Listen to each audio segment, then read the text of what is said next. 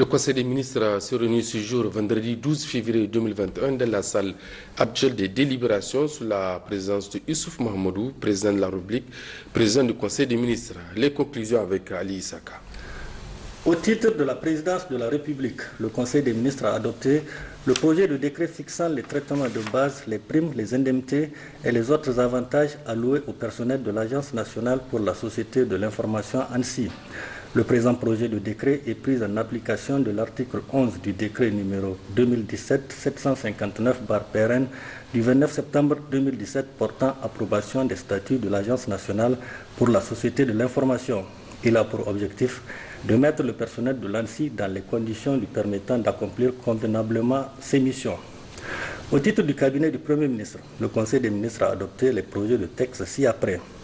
Projet de décret portant adoption de la stratégie nationale de prévention de la radicalisation et de l'extrémisme violent. Les phénomènes de la radicalisation et de l'extrémisme violent sont devenus ces 20 dernières années des préoccupations mondiales. Dans les régions sahélo-sahariennes, ces phénomènes constituent des menaces graves contre la paix, la sécurité et le développement. Les réponses essentiellement sécuritaires ont montré des limites pour juguler la propagation de la radicalisation et de l'extrémisme violent.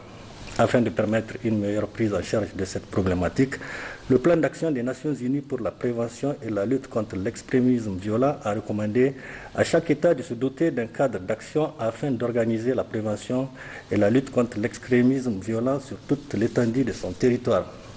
Dans cette perspective, le plan de développement économique et social PDES 2017-2021 a préconisé l'élaboration et la mise en œuvre d'une stratégie nationale de prévention de la radicalisation et de l'extrémisme violent, comme pilier important pour l'amélioration du cadre stratégique de la gouvernance sécuritaire. Le présent projet de décret a pour objet d'adopter cette stratégie nationale dont l'objectif global est de contribuer à promouvoir les conditions optimales favorables à la stabilité du Niger, au renforcement de la paix sociale durable et à l'amélioration de la sécurité humaine. Projet de décret portant modalité d'application de la loi numéro 2019-17 du 24 mai 2019 portant statut autonome des enseignants permanents de l'École nationale d'administration. Le présent projet de décret est pris en application de la loi numéro 2019-17 du 24 mai 2019 portant statut autonome des enseignants permanents de l'École nationale d'administration. Ce projet de décret vient parachever un processus de révision des textes de l'ENA afin de doter cette école pépinière des cadres d'un personnel enseignant motivé et apte à répondre de manière efficace à toutes les exigences de la formation. Au titre du ministère de l'Intérieur, de la Sécurité publique, de la décentralisation et des affaires coutumières et religieuses, le Conseil des ministres a adopté le projet de décret portant renouvellement de la prorogation des mandats des conseils municipaux, de villes, régionaux ainsi que de la durée des pouvoirs des délégations spéciales. Le mandat des conseils municipaux de villes et régionaux est de 5 ans. Toutefois, au terme des dispositions des articles 23 nouveaux et 98 nouveaux de l'ordonnance numéro 2010-54 du 17 septembre 2010 portant Code général des collectivités territoriales, modifié notamment par la loi 2016-31 du 8 octobre 2016 et l'ordonnance numéro 2018-01 du 9 février 2018, en cas de nécessité, ce mandat peut être prorogé de 6 mois, renouvelable par décret pris en Conseil des ministres sans que la durée cumulée des prorogations ne dépasse celle d'un mandat. De même, en ce qui concerne les délégations spéciales remplaçant les conseils municipaux de villes et régionaux, l'article 180 nouveau du Code général des collectivités territoriales dispose à son alinéa 2 que lorsque les circonstances ne permettent pas l'organisation de la consultation électorale en vue du renouvellement du conseil dissous, démissionnaire ou dont l'élection est annulée, la durée des pouvoirs de la délégation spéciale est prorogée pour une période de 6 mois, renouvelable par décret pris en Conseil des ministres, sans que le total cumulé des prorogations ne dépasse la durée du mandat du conseil municipal ou régional. C'est en application de ces dispositions légales qu'intervient le présent projet de décret pour renouveler la prorogation des mandats des conseils municipaux de villes et régionaux, ainsi que celle de la durée des pouvoirs des délégations spéciales à compter du 17 février 2021 inclus. Cette dernière prorogation est rendue nécessaire par des impératifs d'ordre pratique tenant à la coïncidence du processus de validation des résultats définitifs des élections locales et la poursuite du scrutin présidentiel dont la campagne électorale pour le deuxième tour est en cours, rendant ainsi difficile l'installation effective des nouveaux organes délibérants et exécutifs des communes et des régions. Toutefois, en cas d'installation avant le terme de la prorogation de nouveaux organes délibérants et exécutifs élus, la prorogation prend fin de plein droit. Cette installation doit commencer au plus tard début mars 2021. Au titre du ministère du Pétrole, le Conseil des ministres a adopté le projet de décret portant approbation du contrat de partage de production CPP entre la République du Niger et la société Niger Oil Company, SA, relatif au bloc R5, R6, R7. L'actionnariat de la société NOC est composé de la société Azumit, de la société AMCO, de la société nigérienne de pétrole Sondep et de personnes privées nigériennes. Le contrat va permettre d'accroître les travaux visant à mettre en valeur de nouvelles ressources pétrolières sur les 10 blocs prospectifs et les recettes de l'État. En outre, la société NOC s'engage, au titre de l'autorisation exclusive de recherche, à financer les programmes sociaux en concertation avec les autorités locales du lieu de réalisation des opérations pétrolières. Elle contribuera également à la formation et au perfectionnement des agents du ministère en charge des hydrocarbures. Au titre du ministère de la Justice, le Conseil des ministres a adopté les projets de texte ci-après. Projet de loi modifiant la loi numéro 2020-066 du 10 décembre 2020 portant statut autonome du personnel de contrôle de la Cour des comptes. La loi numéro 2020-066 du 10 décembre 2020 portant statut autonome du personnel de contrôle de la Cour des comptes a prévu en son article 14 les différents grades des magistrats de la Cour des comptes conformément aux standards internationaux des juridictions financières.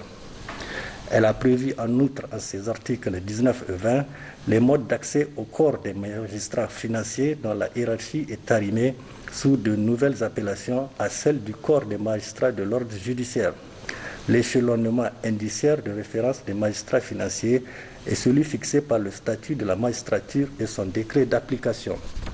L'article 101 de la même loi a prévu les critères de répartition des magistrats en fonction à la Cour dans les différents grades des magistrats financiers en tenant compte à la fois de leur expérience dans le domaine des finances publiques ou toute autre matière utile au bon accomplissement des missions de la Cour et de l'ancienneté au sein de cette juridiction. Toutefois, il a été constaté que l'ancienneté à la Cour a été omise aux articles 19 et 20 de la loi susmentionnée pour les conseillers qui accéderont ultérieurement à la Cour, ce qui crée une rupture d'égalité entre eux et ceux déjà en fonction à la Cour. La présente modification est proposée pour corriger cette omission. Projet de décret portant adoption du rapport national au 3e cycle de l'examen périodique universitaire, EPU. L'examen périodique universel est un mécanisme institué par l'Assemblée générale des Nations unies dans sa résolution numéro 60-251 du 15 mars 2006.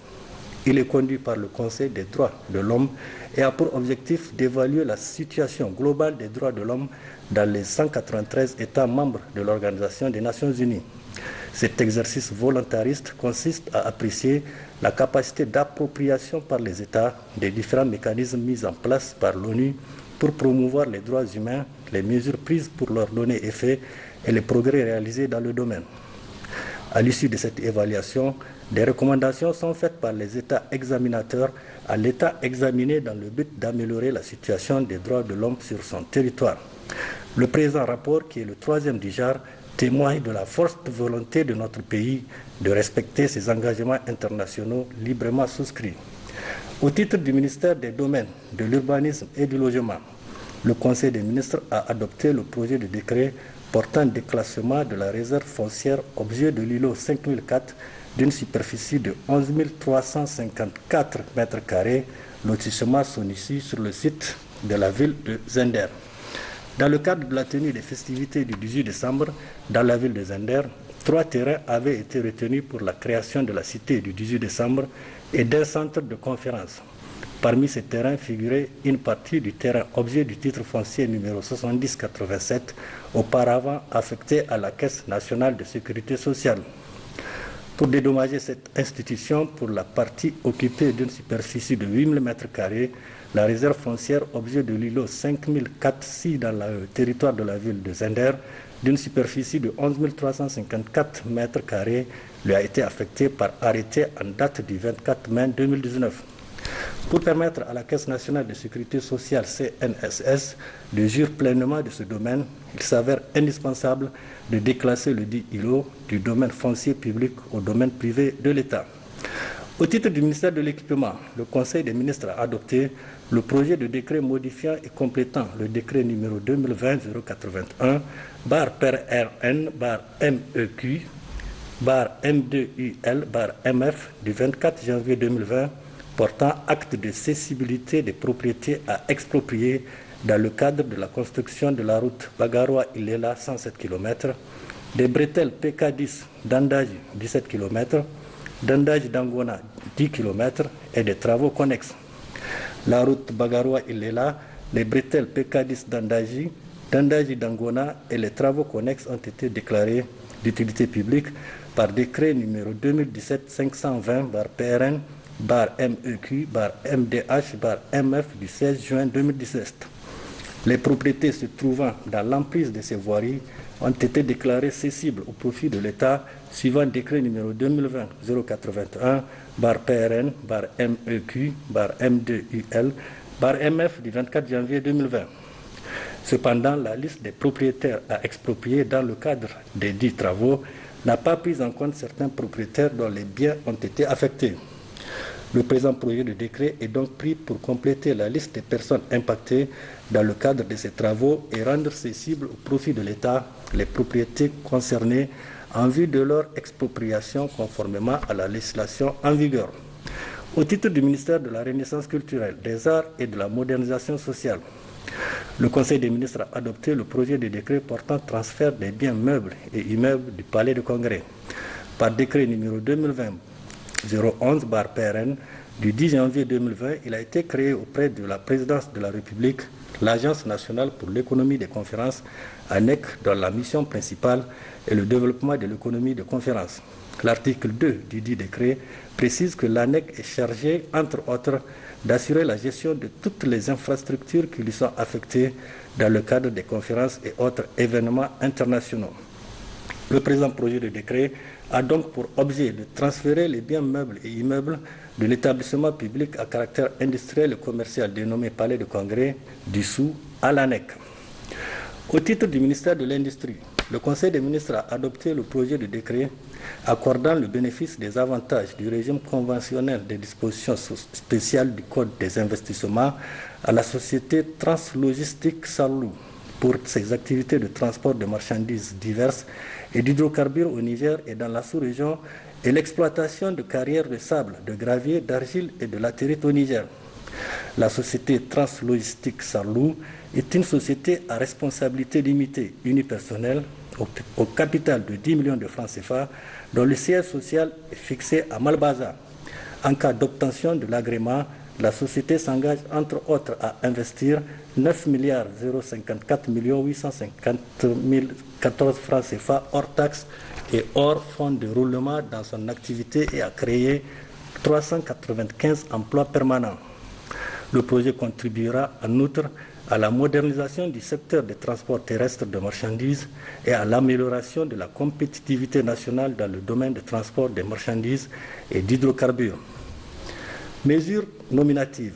Le Conseil des ministres a adopté les mesures individuelles suivantes. Au titre du ministère de la Santé publique, Dr Karaji Ayarga Suleiman, matricule 78 972/Y, est nommé directeur général du service d'aide médicale d'urgence SAMU au ministère de la Santé publique. Au titre du ministère des Enseignements professionnels et techniques, M. Youssouf Mohamed El Mokhtar, ingénieur agronome, est nommé président du conseil d'administration du Fonds d'appui à la formation professionnelle et à l'apprentissage FAFPA au ministère des Enseignements professionnels et techniques. Au titre du ministère de l'Intérieur, de la Sécurité publique, de la décentralisation et des affaires coutumières et religieuses, M. Oud Ambouka, chargé d'enseignement, est nommé gouverneur de Niamey. M. Moussi Bingi Adam, directeur administratif, est nommé directeur général de l'Agence nigérienne de financement des collectivités territoriales ANFICT. Au titre du ministère des Mines, M. Ousmane Ibrahim, ingénieur des sciences appliquées, est nommé directeur général de la SOPAMINE. Au titre du ministère des Finances, M. Maman Laoli Amadou, inspecteur principal du Trésor, matricule 115038-L, est nommé contrôleur des marchés publics et des engagements financiers au ministère du Plan et au ministère du Développement communautaire et de l'aménagement du territoire et les structures rattachées, en remplacement de M. Issa Ali, admis à faire valoir ses droits à la retraite. Mme Alou Ramatou Daga, directeur administratif matricule 115-197-C, est nommé contrôleur des marchés publics et des engagements financiers de l'agence du barrage de Kandaji. Mme Rachida Yakouba Mahaman, inspectrice principale du Trésor, matricule 115-039-M, est nommée contrôleur des marchés publics et des engagements financiers à l'INRAN, à l'ONAHA et à l'IPEDER en remplacement de M. Maman Laoli Amadou, appelé à d'autres fonctions. Communication. Le Conseil des ministres a entendu plusieurs communications. Une communication du ministre de la Santé publique relative à la situation de la pandémie de la COVID-19. À la date du 11 février 2021, la situation se présente comme suit. Le RO est de 0,271 à la date du 11 février 2021 contre 0,280 à la date du 20 janvier 2021. Situation de la COVID-19 dans la sous-région ouest-africaine à la date du 8 février 2021. Cumul des cas notifiés 347 585. Cumul de décès enregistrés 4 337, soit 1,25%. Total cas guéris 298 949, soit 86%. Total cas actifs 44 298, soit 12,7%. Stratégie de la riposte au 11 février 2021. Confinement. Total cas confinés 23 510. Total cas sortis du confinement 23 154. Total cas en cours d'autoconfinement 356. Stratégie de prise en charge. Au total, 76 869 tests sont réalisés au 11 février 2021, à l'issue desquels on dénombre 4 665 cas confirmés, 4 100 sorties guéries, 167 décès enregistrés, 398 patients actifs, 32 patients en hospitalisation, dont 1 en réanimation.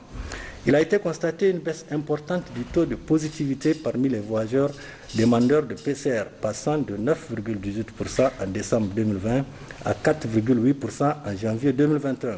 Le taux de positivité des cas suspects est quant à lui passé de 29% en décembre 2020 à 19% en janvier 2021. Défis et difficultés. La nécessité d'une large diffusion du décret déterminant les infractions relatives à la lutte contre la propagation du coronavirus et les sanctions applicables. La prise des textes d'application du décret en vue d'une application effective des sanctions. L'élaboration et la mise en œuvre d'un plan de communication efficace sur l'introduction des vaccins contre la COVID-19 au Niger. L'introduction dans les meilleurs délais des vaccins contre la COVID-19 au Niger. Décision.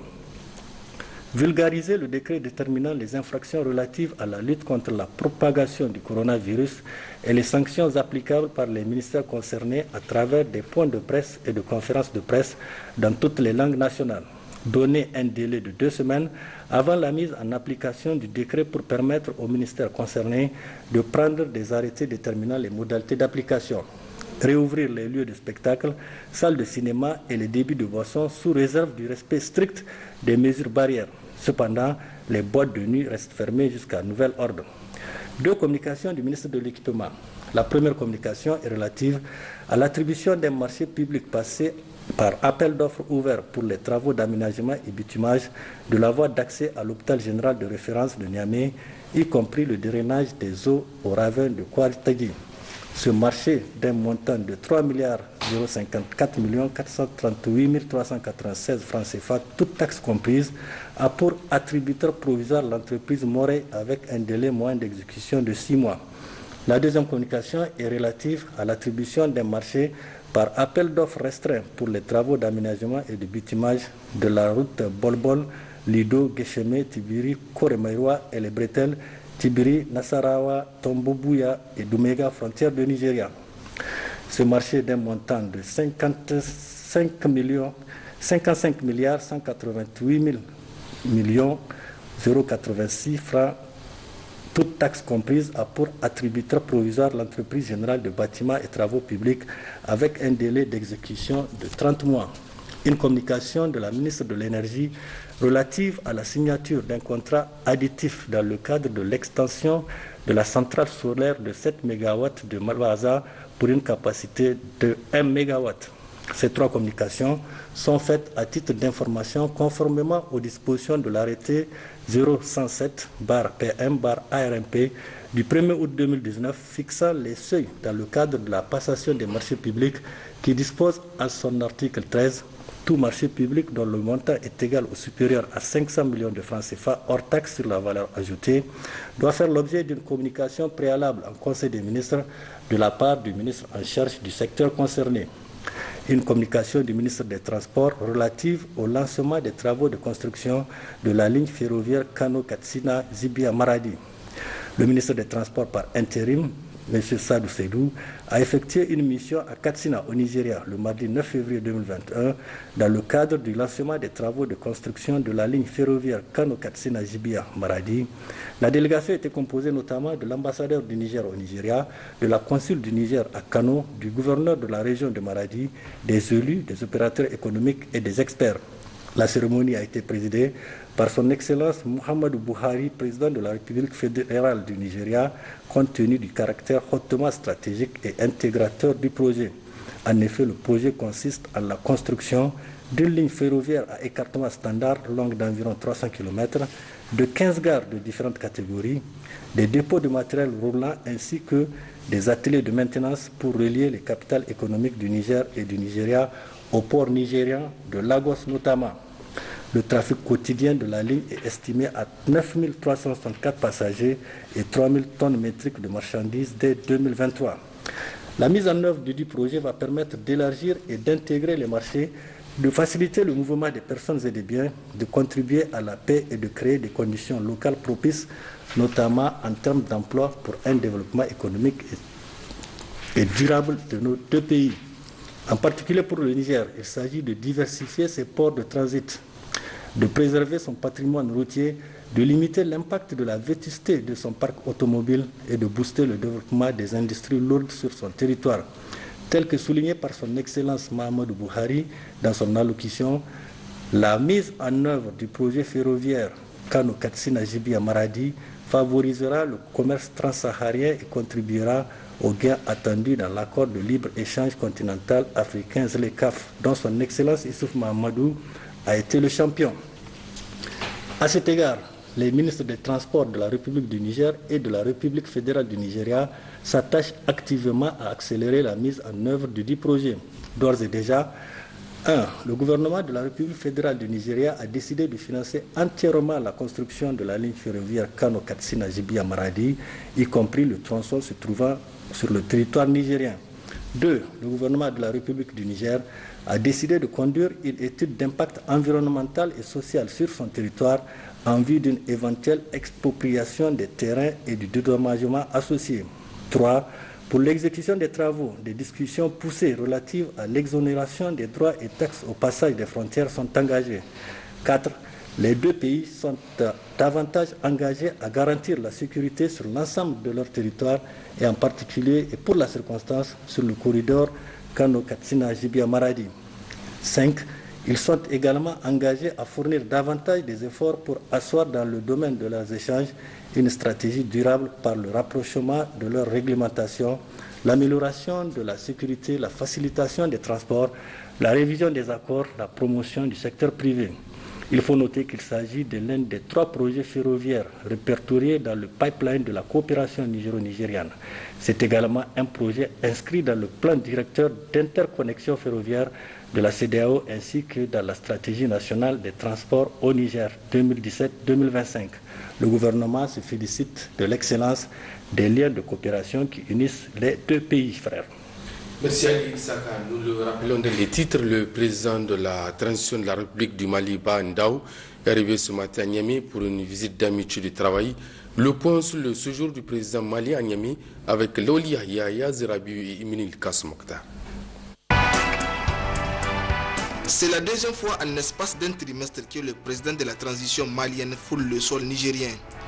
Ba Ndao, arrivé en début de matinée, a été accueilli à la descente de la passerelle de l'avion par le Premier ministre Brigitte Raffini avant de recevoir les honneurs militaires et d'être salué par le corps constitué.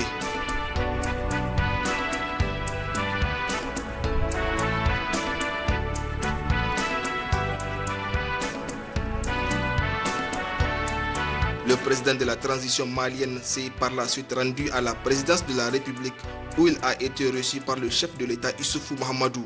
Les deux présidents ont fait un tour d'horizon de l'actualité sous-régionale et régionale, plus marquée par la persistance de l'insécurité au Sahel et la pandémie de la Covid-19 qui a profondément affecté l'économie des pays de l'UEMOA.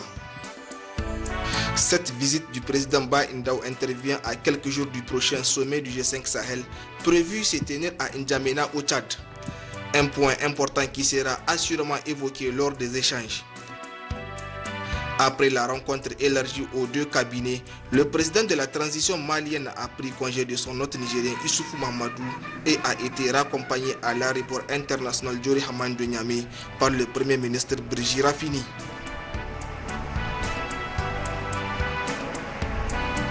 Agenda officiel suite, audience au cabinet du président de la République. Issoufou Mahamadou s'est entretenu avec le président de la commission de l'UEMOA, Abdellah Borema, visite de courtoisie où le président de la commission de l'UEMOA a présenté l'état de l'Union et a également parlé du prochain sommet de l'UEMOA prévu le 25 mars prochain. C'est une visite de courtoisie que j'ai l'habitude de rendre à son Excellence, Monsieur le Président de la République, à chacun de mes passages ici dans cette belle ville de Niamey, assurément transformée par des infrastructures économiques et sociales réalisées au cours des 2 mandats du président Issoufou. Visite de courtoisie, dis-je, pour d'abord présenter au chef de l'État les civilités d'usage en pareilles circonstances et aussi pour lui présenter l'état de l'Union, une union que vous savez confrontée depuis peu à une triple crise, une crise sécuritaire, une crise sanitaire et une crise économique.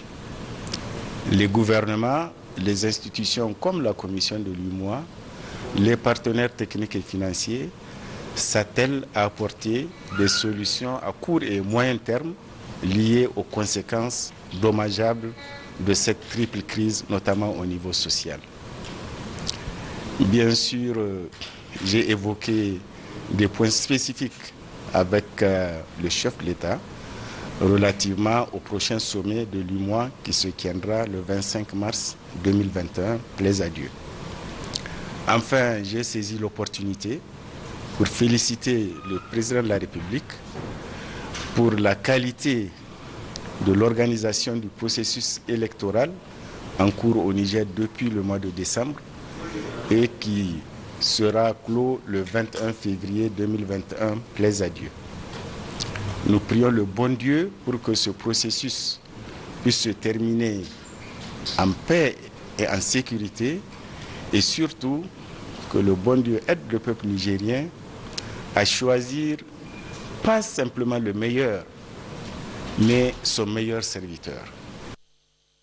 Aspect de cette édition, le médiateur de la République poursuit sa mission de sensibilisation sur la tenue des élections apaisées à l'intérieur du pays. Ce matin, Maître Ali Sirif Maïga était l'hôte de population de la capitale de l'Ader. Le point avec Mahmoud Idrissa et Sanoussi Fala.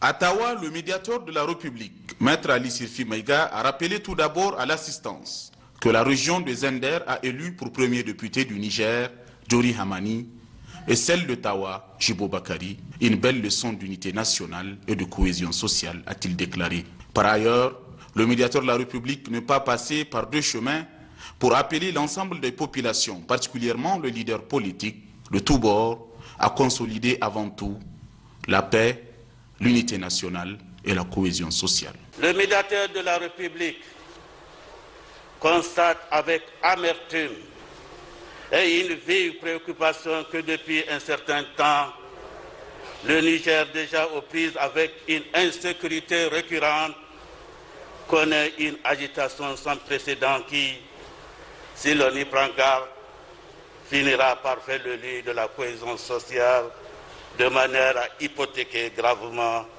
son existence, même en tant qu'État. Le médiateur de la République rappelle à tous que cette terre que nous ont léguée nos ancêtres est à la fois notre bien collectif et l'héritage de nos enfants. Je demande particulièrement aux leaders politiques de refréner les ardeurs conflictuelles de leurs militants, engage avec insistance les autorités administratives, les chefs coutumiers, les leaders religieux, les responsables d'organes de presse et des réseaux sociaux de tenir fermement la main afin que cessent ces débordements actuels. Leaders politiques, les Nigériennes et les Nigériennes vous écoutent, vous entendent, vous observent et vous regardent. Le chef de canton de Tawa, le chef du groupement Peul, les leaders religieux, ainsi que le secrétaire général du conseil de ville de Tawa ont tous salué cette initiative du médiateur de la République allant dans le sens de la cohésion sociale. Il n'est un secret pour personne que les élections bien tenues permettent d'assurer la paix, la sécurité et le développement de notre cher pays. C'est pourquoi je demande à tout un chacun d'apporter sa modeste contribution pour garantir la bonne tenue des élections en vue d'éviter tout dérapage. Les groupements féminins aussi ont bondi dans le même sens, ainsi que les représentants des jeunes. Les partis politiques de tous bords ont d'une seule voix parlé de paix, de cohésion sociale et d'unité nationale. Les mots de l'opposition ont été fidèles à nos mots. J'apprécie à 100% l'initiative de sillonner toutes les régions afin de sensibiliser les gens sur la paix. C'est ce que l'avenir attend de nous. Il faut rappeler que cette campagne de sensibilisation est soutenue par le programme des Nations Unies pour le développement, PNUD. Après le TAP de Tawa, la caravane se poursuivra dans la région de Dosso.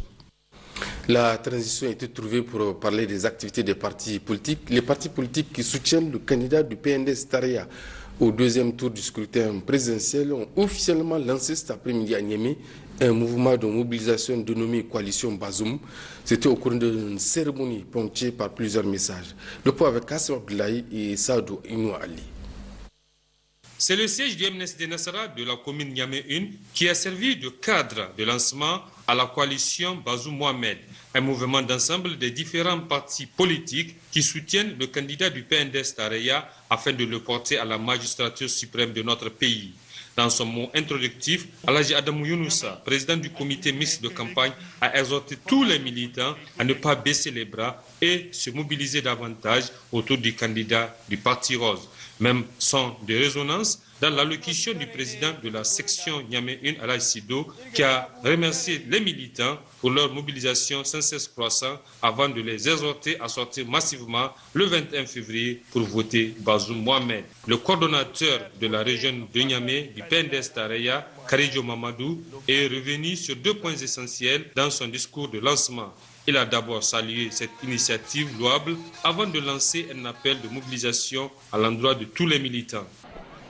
Notre rencontre d'aujourd'hui est une opportunité qui nous permet de vous faire part en toute humilité de notre désir ardent de vous voir emboîter le pas de nos leaders des partis politiques, c'est-à-dire accepter, soutenir et surtout convaincre et mobiliser tous les Nigériens auxquels vous apportez souvent le réconfort moral et matériel dans leur quête quotidienne de mieux-être.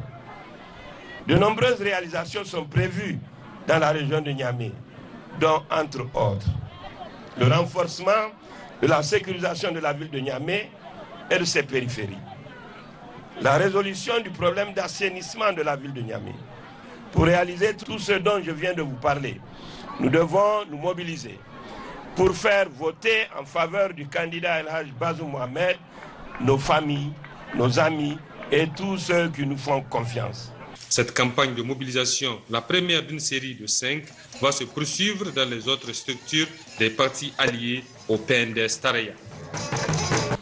Présidentiel deuxième tour à Zender, le parti PRPN Haskegiri apporte désormais son soutien au candidat du PNDS Taraya Bazoum Mohamed. À cet effet, les militants ont rendu public une déclaration de soutien au micro de Matoutoraki et Lawel Hussein. Au total, ce sont 96 partis politiques qui soutiennent désormais la candidature de Bazoum Mohamed, le candidat de la continuité. Le jeune parti de Dr Moustapha Mamadou s'est axé sur le réalisme. Notre parti est le deuxième plus jeune parti sur les 29 de la compétition. En effet, l'arrêté de la création du parti PRPN Haskengari n'a été obtenu que le 27 octobre 2020, soit exactement 2 mois avant le scrutin présidentiel. Ce résultat exemplaire que nous avons réalisé est le fruit de nos idées, la confiance portée à nous par nos électeurs et les efforts que nous avions tous déployés pour répandre notre message partout à travers le Niger. Après analyse approfondie de la situation née du scrutin présidentiel du 27 décembre 2020, le bureau politique national du PRPN Haskengari a décidé d'apporter tout son soutien à la candidature de M. Bazoum Mohamed du PNDS Taraya au second tour des élections présidentielles prévues le 29 février 2021, Inch'Allah. Un soutien qui est motivé pour une question de stratégie politique et de stabilité des institutions. Ce choix est motivé par la nécessité d'éviter à notre pays une crise institutionnelle pouvant naître d'un régime de cohabitation. Nous voulons éviter la répétition de cette triste histoire à notre pays. Cela va également au-delà de la personne pour justifier le choix de rallier le candidat du PNDS Taraya. Aussi, notre choix porté sur M. Bazoum Mohamed est motivé par l'alignement de nos programmes de société, surtout en matière de construction des infrastructures, la scolarisation, le bien-être des jeunes filles et de la femme en général. Le projet de création d'emplois pour la jeunesse nigérienne ainsi que d'autres projets pour développer le Niger. Nous sommes convaincus que M. Bazoum Mohamed est un homme d'État. Il sera un président rassembleur de tous les Nigériens et conduira la destinée de notre pays vers le succès et la prospérité pour tous. Enfin, le PRPN Haskengari prend l'engagement de mobiliser ses électeurs et au-delà les Nigériens à sortir massivement le 21 février 2021 pour voter Bazoum Mohamed pour que la continuité pour un Niger meilleur soit une réalité. Autre soutien, mais cette fois-ci du mouvement populaire pour la justice et le développement, MPJD Hasken Ouattara, qui a rendu public ce matin une déclaration de soutien à Mohamed Ousmane, président du RDR Tchangi, pour l'élection du deuxième tour. La teneur avec Hamza Abdoulaye, secrétaire à l'information. À la veille du deuxième tour de l'élection présidentielle qui aura lieu, Inch'Allah, le 21 février 2021, le bureau politique national du MPJD Hasken Ouattara a entrepris une large concertation afin de voter utile pour le peuple nigérien.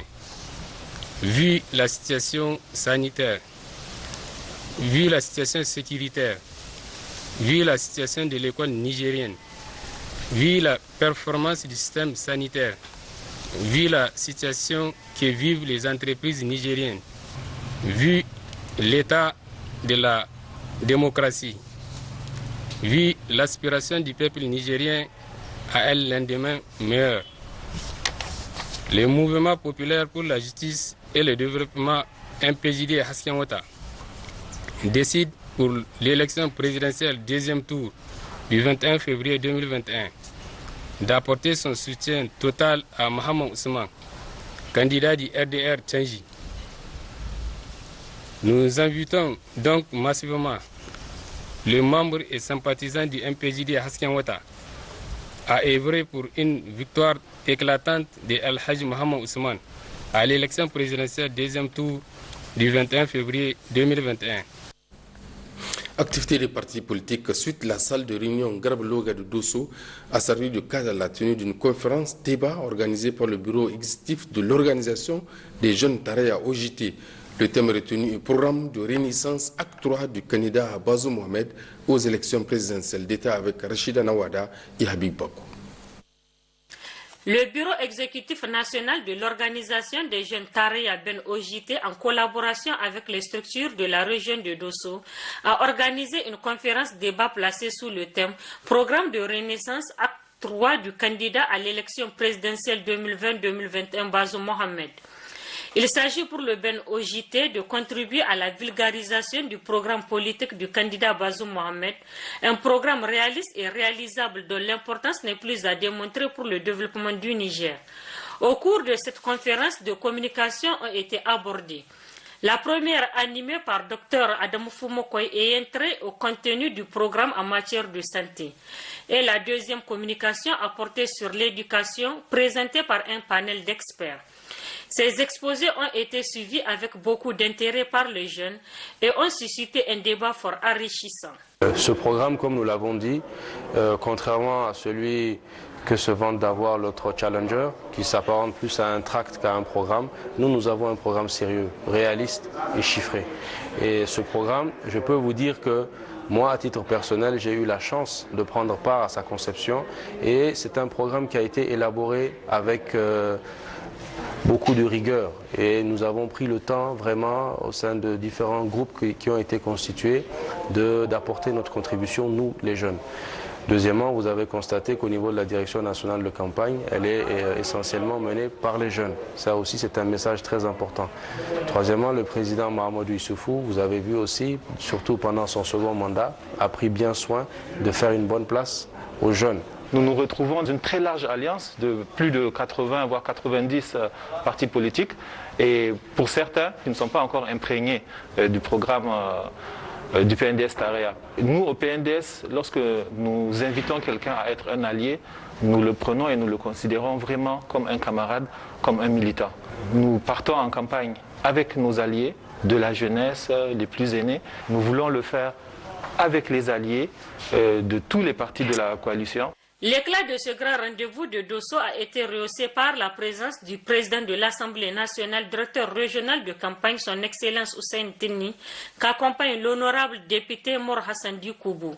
Occasion d'ailleurs saisie par ces personnalités pour échanger avec les jeunes sur des questions d'intérêt national avant de les exhorter à assurer une écrasante victoire au candidat Bazoum Mohamed lors des élections présidentielles deuxième tour du 21 février 2021. Sur un tout autre registre, après analyse de l'état d'avancement des travaux en cours dans le cadre du projet d'adduction d'eau potable de la ville d'Agadez, le ministre de l'Hydraulique par intérim a présenté la synthèse de sa mission au micro d'Assadek Al-Gabit et Mohamed Iklas.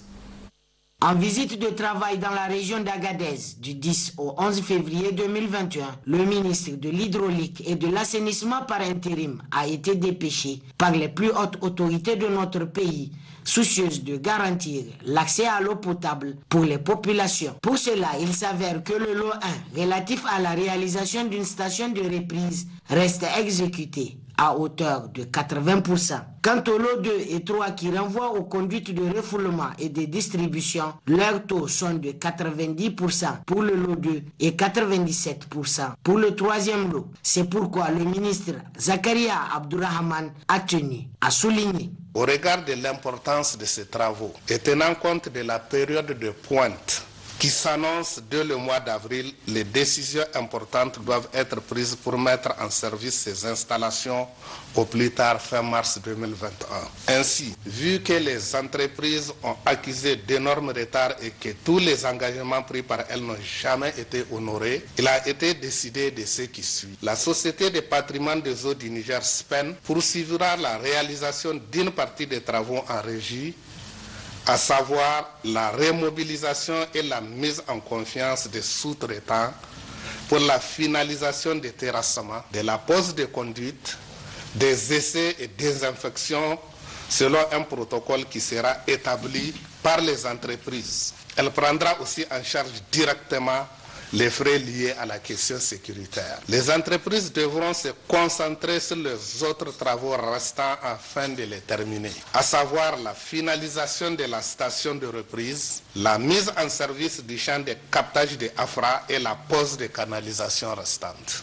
L'équipe du contrôle sera renforcée par la SPEN avec la mise en disposition d'un cadre supplémentaire sur le terrain. Un suivi rapproché des travaux sera entrepris tant au niveau central qu'au niveau régional. Rappelons enfin que ces travaux, une fois réalisés, permettront aux laborieuses populations de la ville d'Agadez de disposer de l'eau potable, d'où l'engagement du gouvernement à développer des initiatives qui permettront de transformer radicalement cet état de fait afin d'atténuer les souffrances des populations sur ce sujet.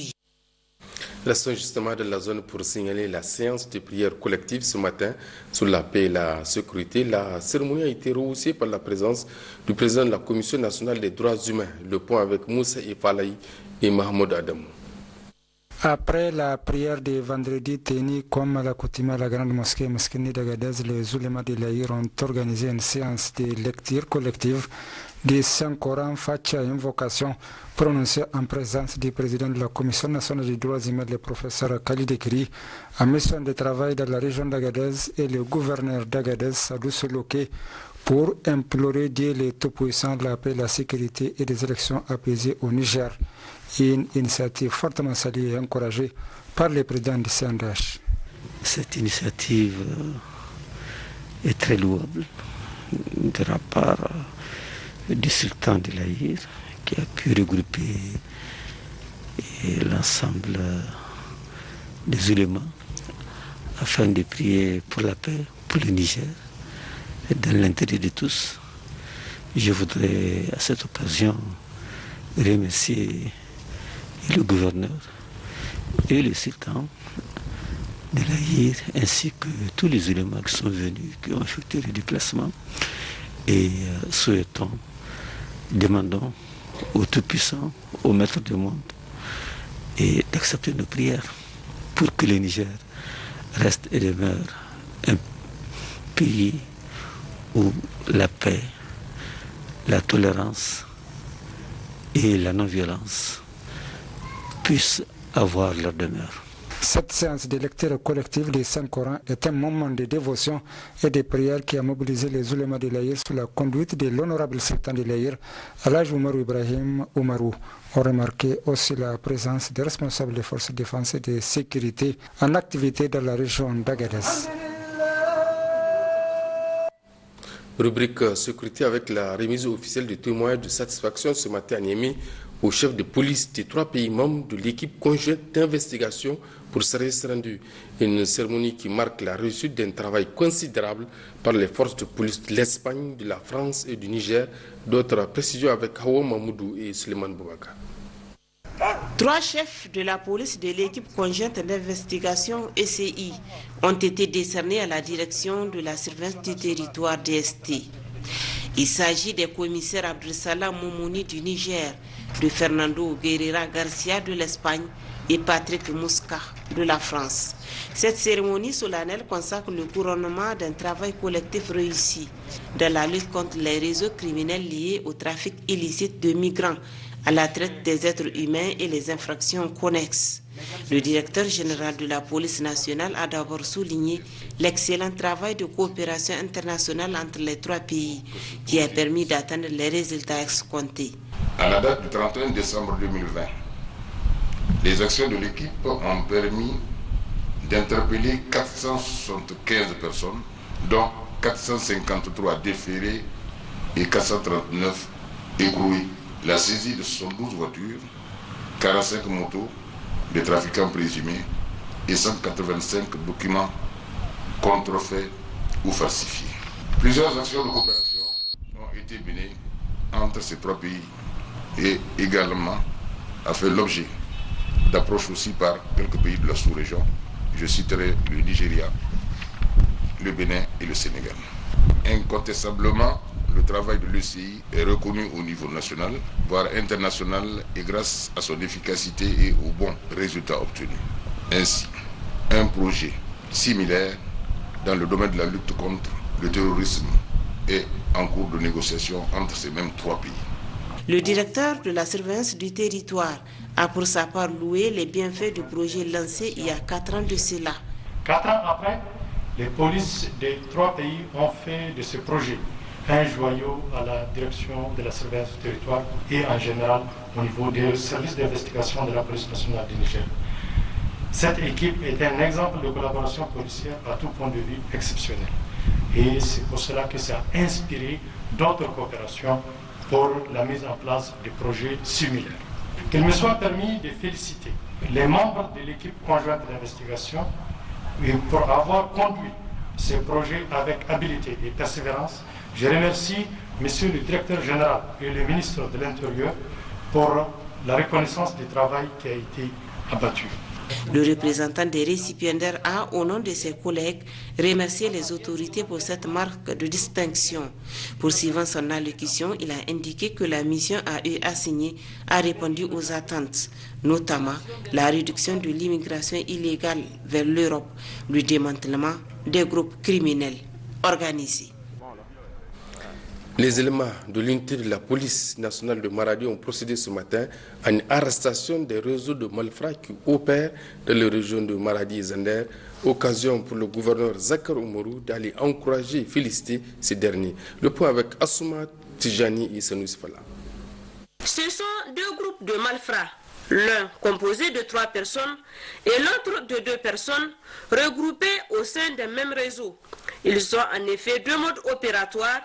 Le premier consiste à jouer aux coupeurs de route et aux braqueurs, agressant ainsi les usagers de la route en arrachant leurs motos, téléphones portables, argent et autres objets de valeur à l'aide des armes blanches de coupe-coupe et de hache. Quant au second mode, il se caractérise par des vols organisés au niveau des domiciles des paisibles citoyens. Ces voleurs, qui opèrent tantôt à Maradi, tantôt à Zender, ont été arrêtés dans le quartier Tudumbariki, situé dans le 3e arrondissement, qui leur sert de base, toute chose qui expose la ville de Maradi à des cas de vol très récurrents. Auteurs de plusieurs activités criminelles, dont le meurtre d'un de leurs camarades qu'ils ont tué de sang-froid, ces malfrats sont aujourd'hui mis hors d'état de nuire. Cet exploit, qui est à mettre à l'actif des unités de la police nationale de Maradi et celles des autres unités des forces de défense et de sécurité,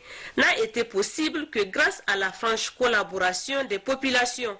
C'est pourquoi, de leur adresse respective, le DRPN, commissaire principal Amadou Moussi, le commissaire central ville de Maradi Oumar Magaji Hassan et le procureur de la République près le tribunal de grande instance de Maradi, maître Henri Martin, ont chacun, en ce qui le concerne, tenu à éclairer le gouverneur Zakar Oumarou et ses plus proches collaborateurs sur les procédures de l'enquête.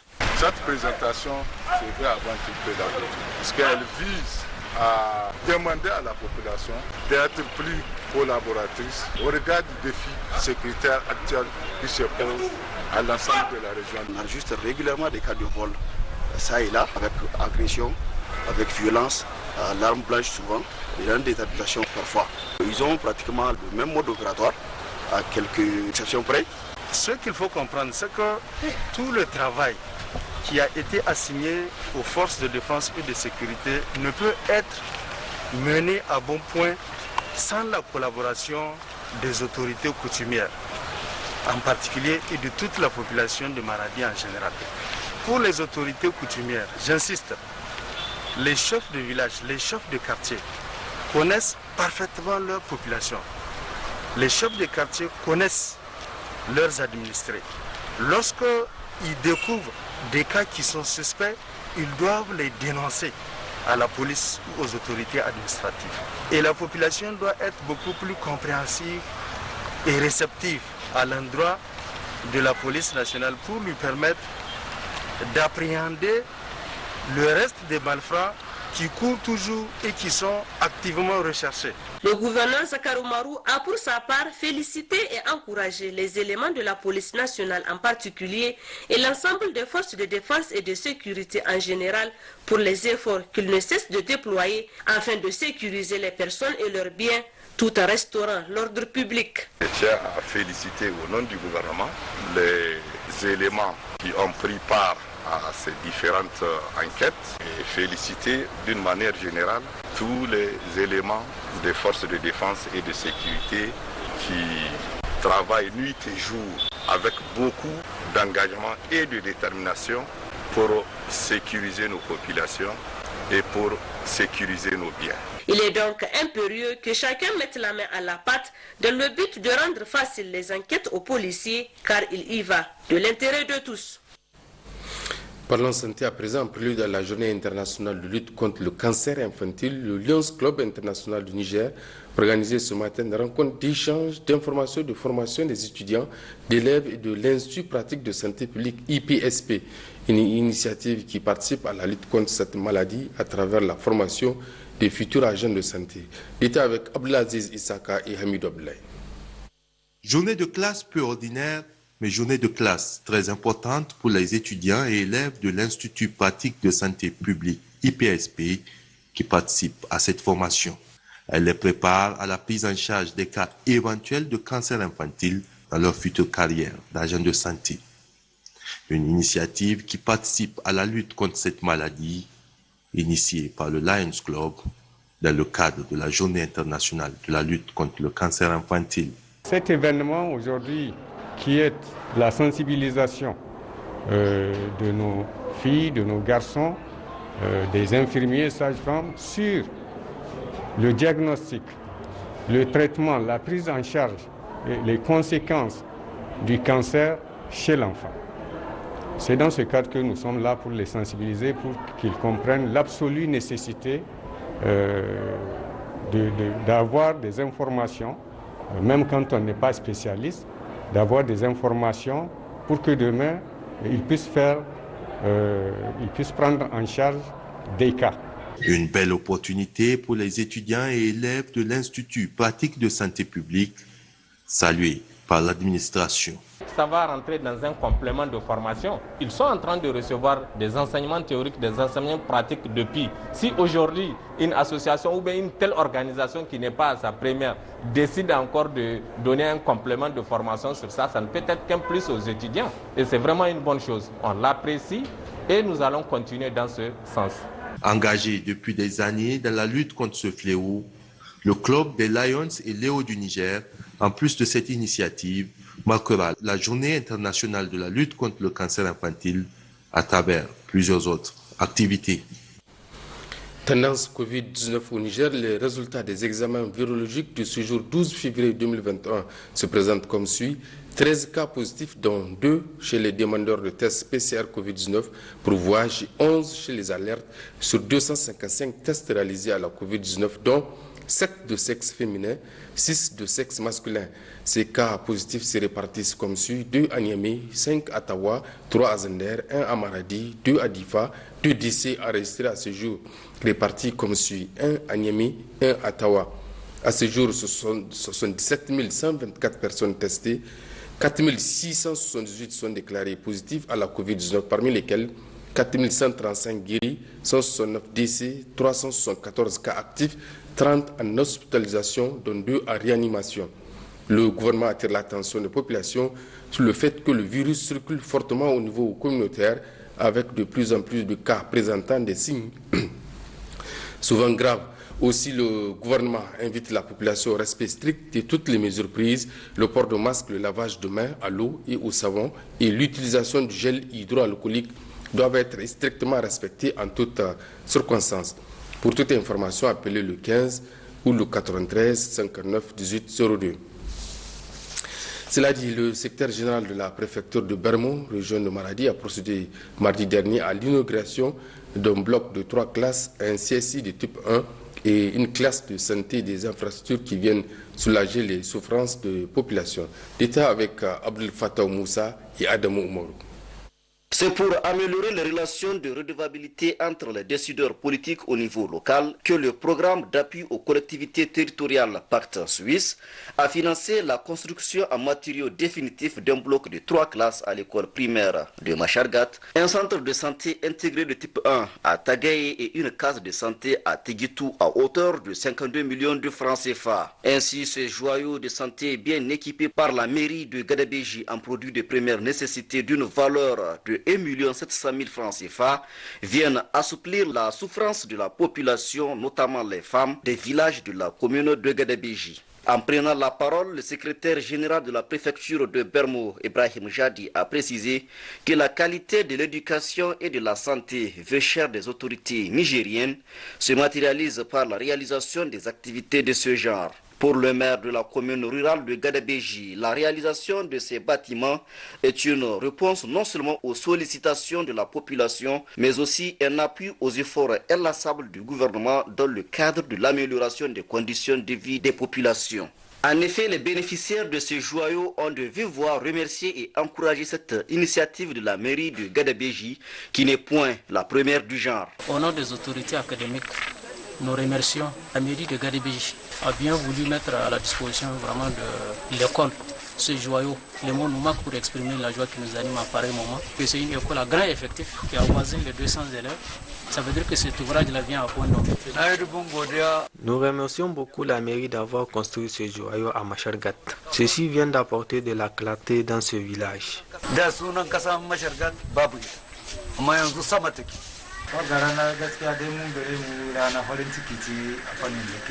Ce jour est mémorable et plein de joie. Nous remercions la mairie de Gadabéji. Grâce à elle, l'on a bénéficié de cette case de santé. C'est une fierté pour la population et pour nous les professionnels de la santé.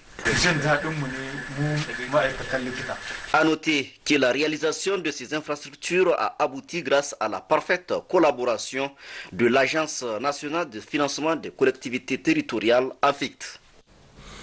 Cérémonie hier à Mainesoroa, région de Difa, de lancement des activités du projet renforcement de la sécurité alimentaire et nutritionnelle et les services d'eau, d'hygiène et d'assainissement dans le cadre de la lutte contre la pandémie de la Covid-19.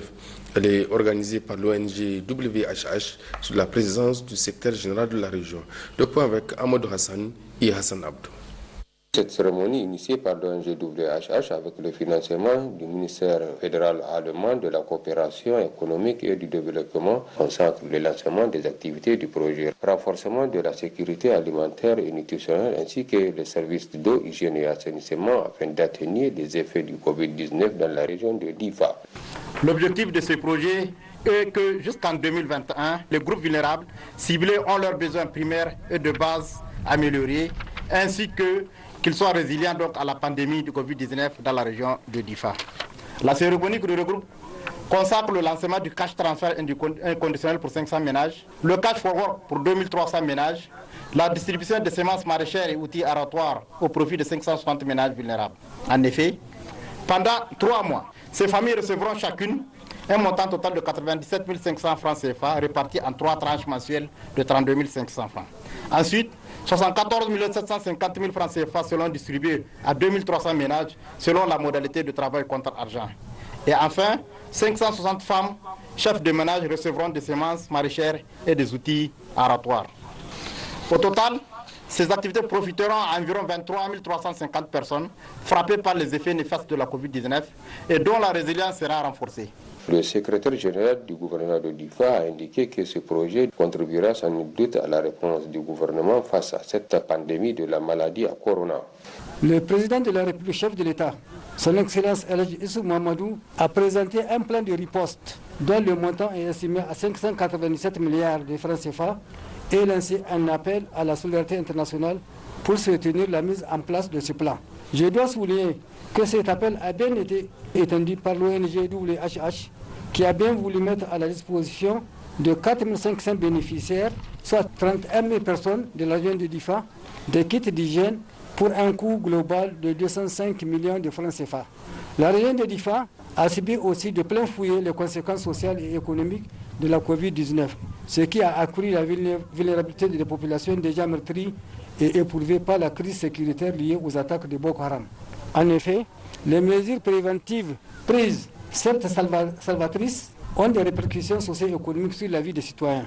C'est pourquoi l'ONG WHH est encore aujourd'hui aux côtés du gouvernement et du peuple nigérien en général et des communautés vulnérables de la région de Difa en particulier pour contribuer à l'atténuation des effets négatifs de la pandémie pour les personnes particulièrement vulnérables. Yahya Godi a au terme de son propos réitéré toute sa gratitude à l'ONG WHH ainsi qu'à ses partenaires de mise en œuvre pour leurs appuis multiples et multiformes en faveur des populations vulnérables de la région de Difa. Enfin,